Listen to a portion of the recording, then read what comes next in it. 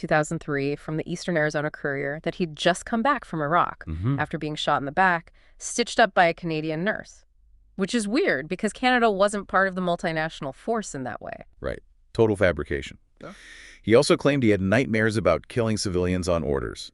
The Courier later called him out, exposed it all as fraudulent. And there were other incidents, like at a coffee shop. Yeah, near Arizona State. Alleged he was asked to leave for wearing his uniform. Falsely claimed he'd spent 16 months in Iraq when the war had only been going on for 13. Just lie after lie. Wow. And beyond the military stuff, there's a criminal history, too. Oh, yeah. A 2004 conviction for fraudulent credit card use.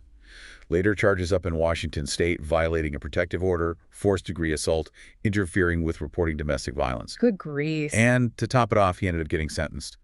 5 months jail, 3 years probation.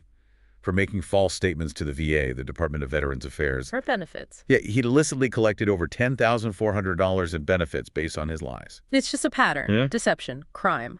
But then, according to the sources, he rebrands himself online as the angry biracial. This is where it gets even stranger, right? Yeah. He starts a YouTube channel, creates this completely fake backstory.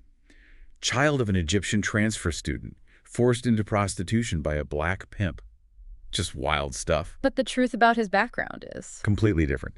According to sources, his mother was a Caucasian woman from Arizona, and she apparently had her own long history of prostitution, shoplifting, and other criminal acts. Okay.